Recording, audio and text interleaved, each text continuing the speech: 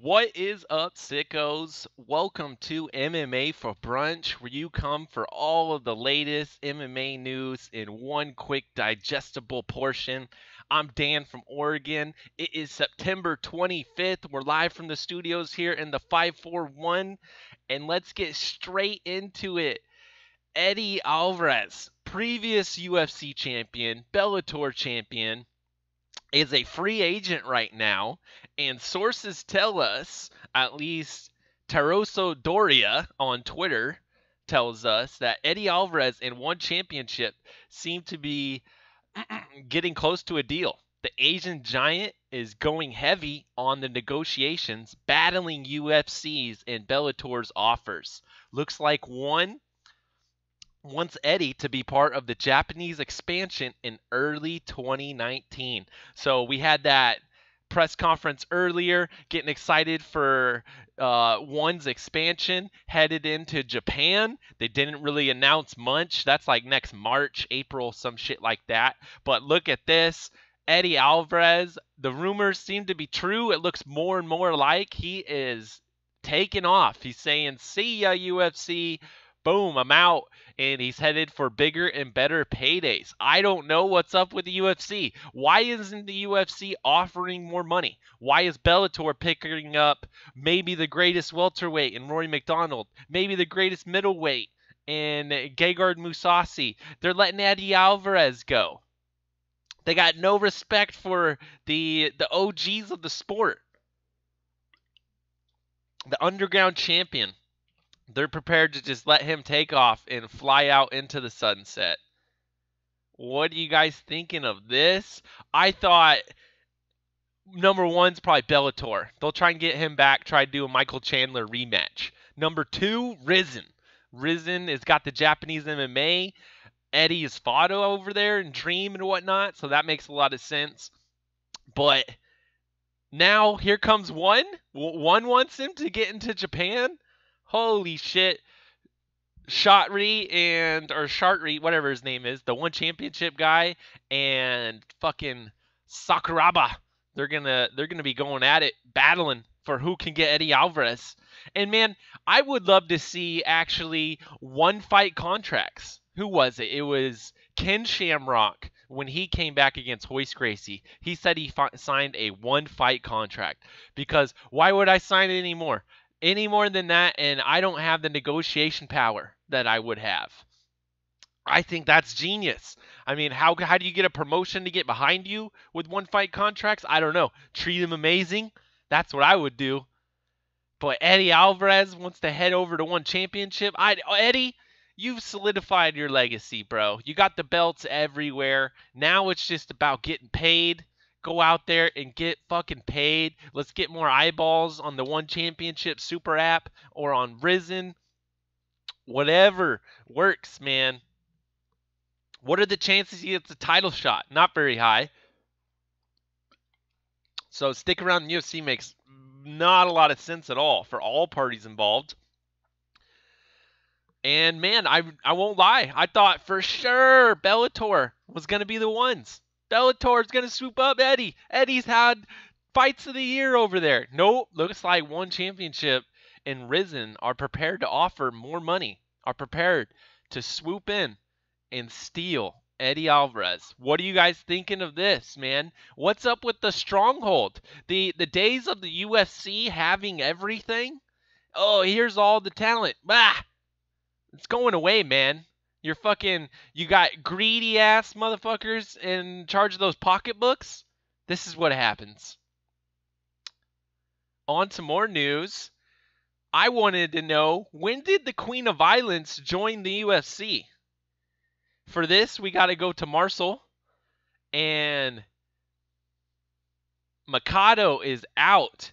Marina Moroz will now fight Ariana Lipski at UFC Fight Night 140 in Buenos Aires, Argentina, per Canal Combate. And holy shit, guys, the Queen of Violence, if you do not know her, is the 125-pound champion over at KSW, or I should say, used to be the 125-pound champion at KSW. The Queen of Islands is on an epic winning streak, something like 10-3, 12-3, I don't know. And maybe the best 125-pounder in the world. Who knows? Marina Moroz is going to be your first opponent. So we got the European versus the Brazilian. Yeah, I know the Brazilian fought at KSW, which is in Poland, but that's her. And this chick is going to be an excellent addition to 125s. 125s is my favorite freaking weight class. Things are wide open in this weight class right now. Who's the best? Liz Carmouche, Jessica I, Saraja Eubanks, Joanna Jędrzejczyk, Bullet Shevchenko, the Queen of Islands, Ariana Lipski. Did I miss anyone? Caitlin Chukagian. So many great names there, man. I want another 8-woman tournament. I know we'll never get it, but this division will shake up pretty quickly. But holy shit, man, this new stuff's exciting. I don't know how people aren't excited for these new women's weight classes. You guys let me know. And let me know if you've even heard of Ariana Lipski before. What up, Drunk Savage? Drunk, if you're just now tuning in, Ariana Lipski, your KSW 125-pound champ, is headed to the UFC. And it's not a champion on championship bout. She's got to take on Marina Moroz here. We'll see what she has to offer. Askren versus Alvarez, or we riot, says Jay Smooth. Ooh, Askren versus Alvarez. Actually didn't think about that, Jay. Why would Askren come back for 155er, or why would Eddie? That would be one of the biggest fights he can get. Shinya Aoki, though, I believe they got a fucking a rubber match to get to. Do they not? And what's up, everyone in the chat? BLT, J Smooth, Drunk Savage, Westside. So, man, I don't know. Maybe I'm the only guy. I think maybe I'm the only one who's this excited for women's flyweight. Maybe I just know that Bullet Shevchenko could rightfully be your goddamn bantamweight champion right now. And she could be your bantamweight champ. How are you not excited to see her at flyweight against the strawweight champion, the previous strawweight champ? Bantamweight champ, strawweight champ. Let's figure out who is on that flyweight championship shit. We ain't got one. We had to strip the last one because she couldn't do the goddamn thing. I did ask Sparks a question, but I don't think he's here. Steve Sparks? Oh, Steve might have been here at the very beginning. Anyhow, yes, Dan, you smoking that good shit. Right? But this gets me excited, at least more excited for this Argentina card. I mean, man, I don't want to be as excited for a fight card as I was for Sao Paulo. That was like UFC challengers. Just shouldn't even be labeled the UFC. Anyhow.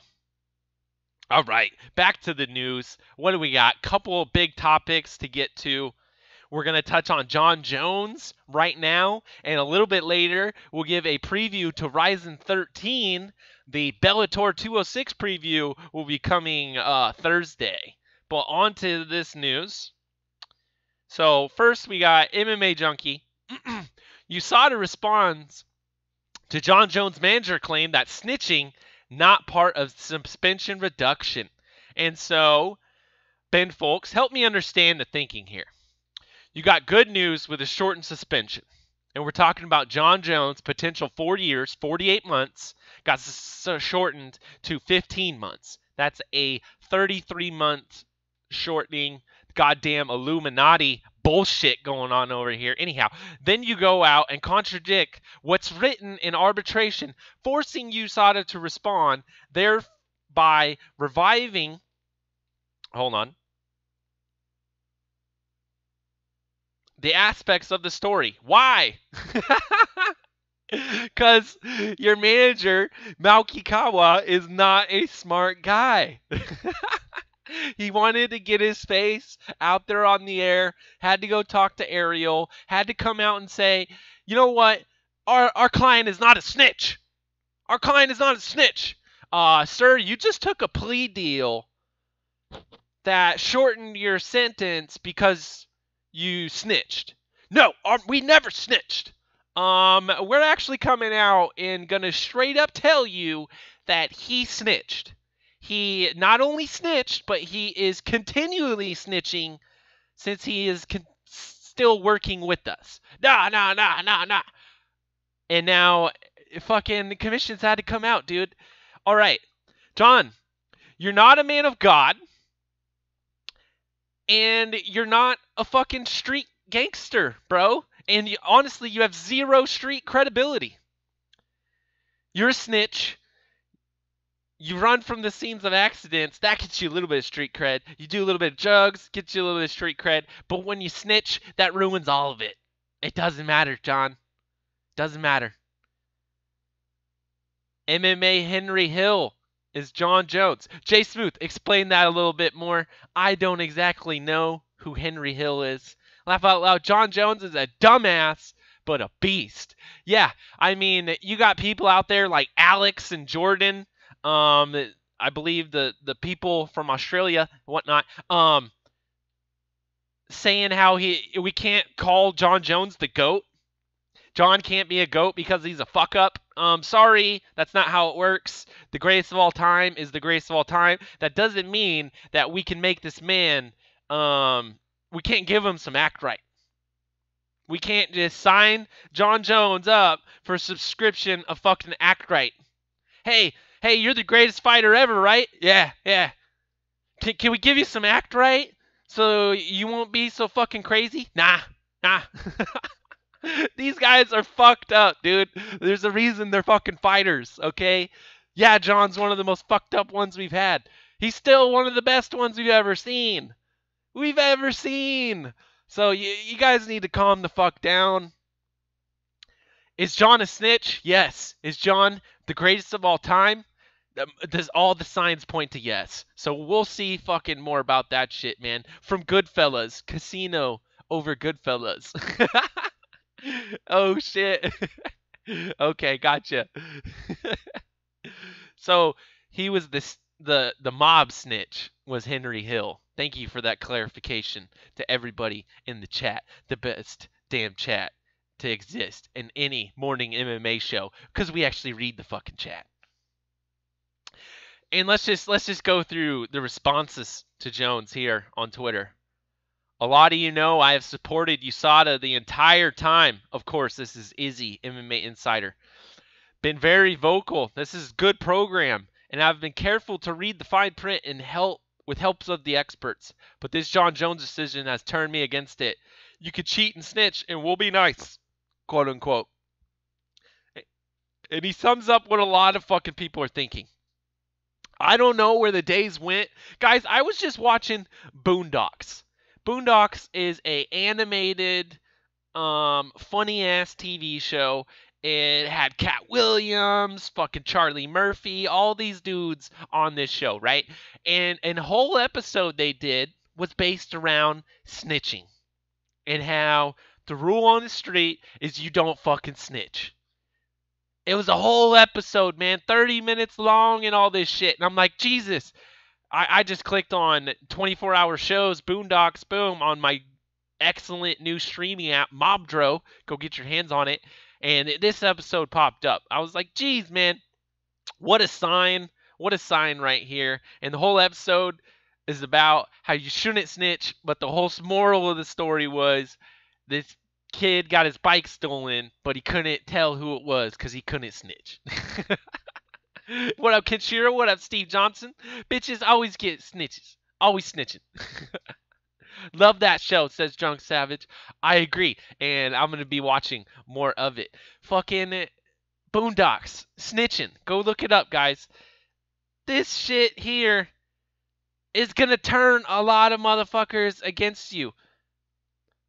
And people like Tyron Woodley, who's, I don't know, on TMZ, like the fucking whiteness channel, fucking trying to go out and say how we need to gain more popularity in the black community, and one of your champions is out fucking doing drugs, and that kind of works. But boom, next thing you know, boom, turns into a snitch. What the fuck? And the other one, Tyron Woodley, just complains all the fucking time. So on one hand, we're bringing up the fact that we need to get into the black community, get more respect there, and then on the other hand, the greatest of all time, the guy who might be the best ever, just got a reduced sentence publicly. Everyone's fucking talking about it. All the media. No one's seen. Oh, this might not be a good thing. Who cares? All the media's talking about he's a fucking snitch. This is crazy, man. On to more. Jeffrey Date at Fight Times. Give him a follow. Media. John Jones is a snitch. Naoki Kawa. John Jones is not a snitch. Athletic Commission can confirm John Jones is a snitch. And all of the fans can confirm too. John Jones be snitching. John Jones came out and told you in 2009 how he used to snitch on kids in high school. And if you can't remember that, tune in to previous shows where I showed the proof of this nonsense. And so I don't know where this story is going to go. I don't know how many people care. What up, London Taylor? This shit is getting a little nuts, though. We got managers, fighters, and athletic commissions and arbitration fucking statements supposedly not correlating with one another. For more news on what's going to happen to John Jones, we shall see. Dana White says 100% he is not fighting at 230. Are they saving John for the comeback of ESPN? 15 months seem to correlate exactly for this UFC 230 show. John is from New York. They don't have a main event. I don't know what to say. Besides, don't believe Dana White's lies. That's about as easy as I can spell it out to you. So let's jump into it, though. Kaposa Garbaka Hitman. 2 weeks from now, kids prodigy Kyoichi Horiguchi, Japanese best mixed martial artist, will step in the ring against 20-year-old kickboxing phenom Tenshin Nasukawa at Risen 13. Sound familiar? The Kid Masato comparison is obvious. I can't imagine what Gooch is going through. The man who trained with Gooch, Kid Yamamoto. Man, this fight card, this is one of the best Risens they have ever put on. I've never been this excited for a Risen like this shit. Mirko Krokop is about to make his goddamn comeback.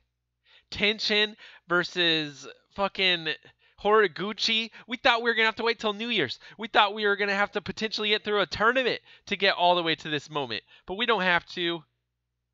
We got some smart people over here at Risen, and they're giving it to us right away. Guys, if you have not, go to Fight TV, purchase Risen 13, get your 20% discount for purchasing early.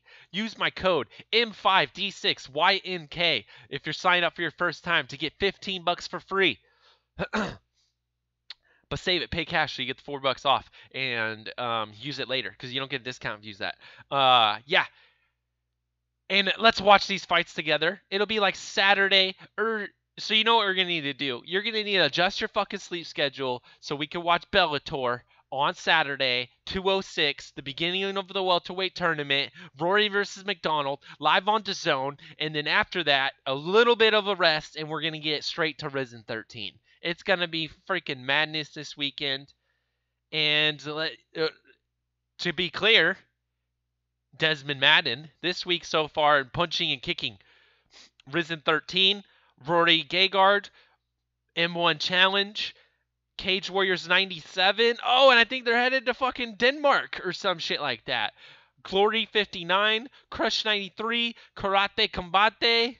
or Karate Combat. I think that's on Fight Pass. And EBI 17, which I believe is the first and only EBI that has been completely combat jiu-jitsu. I think it's the Open Combat Jiu-Jitsu Worlds. Don't quote me on that. But man, what a fucking weekend of MMA. All-nighter for you Yanks. 7 a.m. main event for Risen, says BLT. And for you Yanks, are you talking about the Yankee Doodles? The people over there in the, what do they call that area? Not fucking. Anyhow, the East Coast, motherfuckers. Yeah, it's crazy for us West Coasters. For the West Coasters, it's just like every European has to watch the UFC. Some fucking obscene time in the middle of the night. That's what we got going on with Risen. So I can respect every single one of you. Well, 4 a.m. for you, Dan. Yes, BLT. I get treated just like all of you do during all the UFCs when it comes to Risen. But I'm willing to do that because I'm not a fucking casual. All right? I'm not an occasional. I'm not what's in the best headline right now type of guy. What do we got here, though? Oh. Let's go back. We got Kid Horiguchi by Cerebral Hunter over here. Just going to show you that, man, that this fucking Horiguchi, the UFC letting him go, was the best thing to happen to Japanese MMA, and I can't wait to see the type of send-off that Kid Yamamoto, the type of just recognition and respect and just placing the sport and send-off that they give to the man over there in Risen. I expect something at the very least. Hopefully it's a goddamn celebration of life so we can celebrate what this man brought to us. What are you guys thinking? Let me know. Here is Monty Sneaks already letting it be known. Risen 13 is this weekend, and he's purchased this shit. Less than 7 days to go. Let's go, baby. And at this point in time, man, what are we at? 4 days? 5? I think Rory will win, says London Taylor. Holy shit! London, you're one of the first ones I've seen pick Rory. And brother, it's hard to pick against Gegard. The guy's got so much fucking fight experience. But the heart that I've seen recently out of Rory, after coming back off that loss, the couple of losses he had in the UFC, the Lawler loss specifically, and seeing his heart that he's able to push with his fight against Koreshkov. I'm excited to see what Rory still has to offer. And, oh no, we got Twitter dropping left and right. Don't worry, we'll get right back to it. Go to moments. Hold on a minute while I get back to where we were. Okay. And it was saying when you're a member, what the fuck? This is some bullshit. Alright, I guess we'll skip that tweet. And it was, what's his name, though, from Seinfeld, the writer. And he's like, when you love Horiguchi and Tenshin. When you're a member of Gucci Gang, but on that Tenshin hype train. And it's got fucking Scott, or whatever his fucking name is. Larry David. Larry David is who it is. And guys, this just... I'm so fucking excited for Risen. You got, who is it? Diego Brandao is going to be taking on Darren Cruikshank. That's got fucking madness, the fucking violence championship written all over it. Mirko Cro Cop come back, finally better. What's he going to look like? Tenshin Horiguchi, is Ringa going to be on it? I have no freaking idea. But all I know is I'm excited. What about you guys? Are you excited? I just found out that Fight has an app for your television too, so you don't have to send it from your phone to your TV and use your bandwidth anymore. KSW coming up pretty shortly. M197. But for live events, Risen 13 is what we're all freaking waiting for. 4 hours, no, 4 days, 13 hours, and 30 minutes away is all you have to wait. So today was your first MMA for brunch. I hope you all loved it. We're going to have another one probably Thursday. I need to figure out what I'm going to do there because the goddamn MMA Beat is on during that time slot. Let me know, would you guys like to see it on Thursday or Friday for the second MMA brunch of the week? And of course, all of the freaking reactions during the weekend. And then I'm going to be more vigilant on doing the recaps on Sunday. I've been completely computer addicted, working on upgrading this shit over here on my end. So that's why I've been lacking a little bit in that terms. Friday, says London Taylor. So maybe you're right. Maybe it's Friday. We'll be back, and we'll definitely be coming at you with a Bellator 206 preview. Hopefully, we can get a guest on to help break that shit down. Maybe a Risen preview as well on the same day. Jump way more into depth about it. Tuesdays and Fridays are good, says BLT. That might be something that we start linking up into. And I really need to get back on to one Wednesday. So in the middle of the afternoon, potentially, at some point on Wednesday, we're going to get back to watching the top 100 fights and reacting to them together. We'll get that going for one Wednesday. And so stay tuned. Is it going to be Thursday? Is it going to be Friday? Who knows when more MMA for brunch will be back. Gives more space in between if it's a slow week. Tuesdays and Fridays are good. I love all of you, but I want your input as well. This isn't just my show. It's all of your show. So let me know in the comment section down below for all of you that couldn't catch this live. Thursdays or Fridays. And until next time, back to you sickos. I'm out of here. Peace.